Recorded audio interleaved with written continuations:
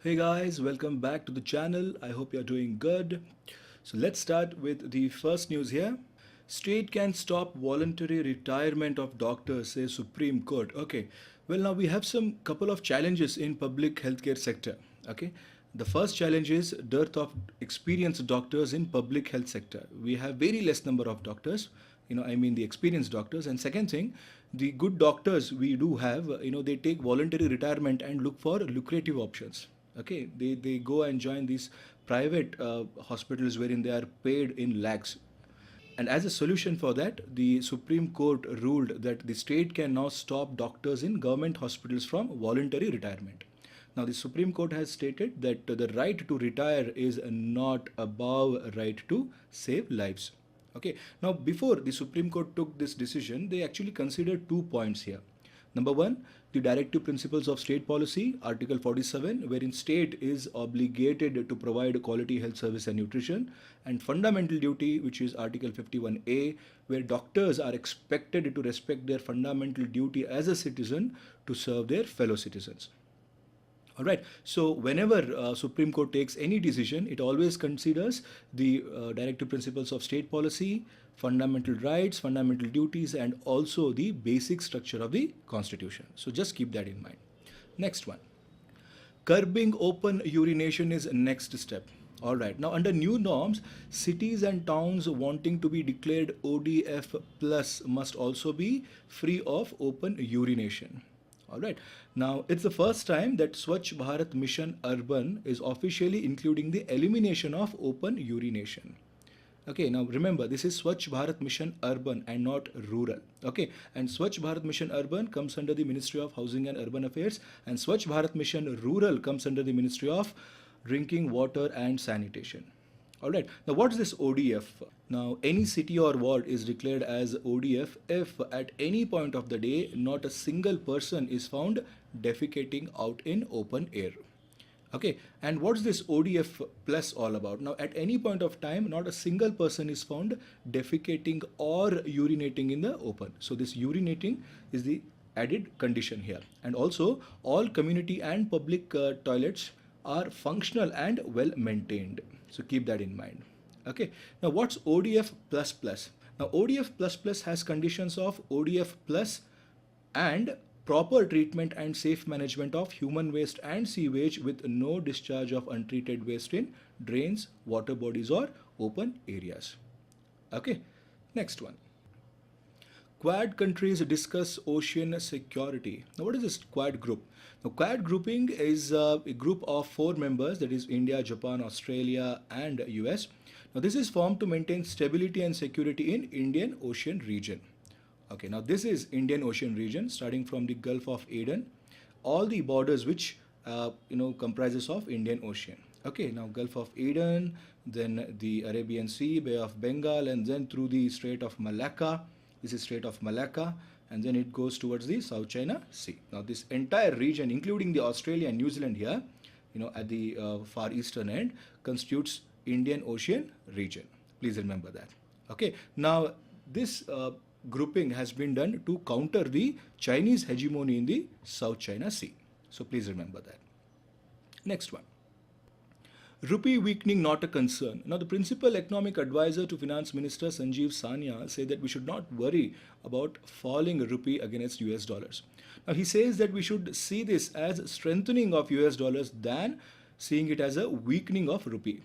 The other currencies have also suffered relatively, even yen, yuan, and other currencies, they have even suffered compared to US dollars, and relatively, we are all on the same page. Hence, we don't have to worry. All right. Next one. Finance Minister to public sector bank CEOs. Check NPA frauds or face action. Okay. Now, bankers could be held accountable under IPC section 120B if they fail to report fraud in an account, which is later unearthed by investigating agencies. Now, this is a step taken to curb NPAs, that is non-performing assets. Okay. Now, this comes in the light of arrest of Bhushan Steel's promoter by SFIO. Now, what is this SFIO? SFIO stands for Serious Fraud Investigation Office, and it's a corporate fraud investigating agency set up in 2003. And this agency comes under Ministry of Corporate Affairs. So please remember this. Okay, next one. India seeks revision in price of gas via Tapi line. Now, due to increase in oil prices, India has sought to renegotiate the natural gas price from Tapi line. Now, we know that because of this increase in oil prices, we are, getting hit, on our current account deficit also. Our current account deficit is increasing because of this, right? And Tapi line, what is this Tapi line? It's a $10 billion project which is yet to be completed. Look at this picture here.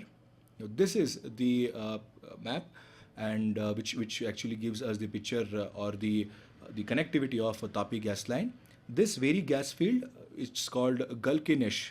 Please remember the name. It's Galkenesh, and this is situated in Turkmenistan. Now, the gas pipeline would be connecting Turkmenistan and India via Afghanistan, Pakistan. Okay. Now, as per the agreement, the gas sale purchase agreement, which was signed by four nations in 2013, Turkmenistan would export natural gas at 55% of the prevailing crude oil price. Now, let's say the current price, let's say it's $100, right? And the Turkmenistan has agreed to sell that to us in $55. But however, India wants to renegotiate again on this 55%, and they want to bring this further down. Okay, so next one. Bengal ties up with bourses to help SMEs tap capital market. Now, off late, MSME's credit share has increased. Yes, now, we did study that in our previous videos. And banks have been really doling out good shares of credit to the sector now compared to the last year. And to broaden the capital base, MSMEs can be listed in National Stock Exchange or Bombay Stock Exchange. Now, what does this mean? This means that the shares of the companies or the MSME units can be sold in the share market, and the money or the capital can be arranged. Okay, now this defeats the general idea that only big firm can arrange money from the local market. Okay, now this can be another source of capital to MSMEs apart from bank loans.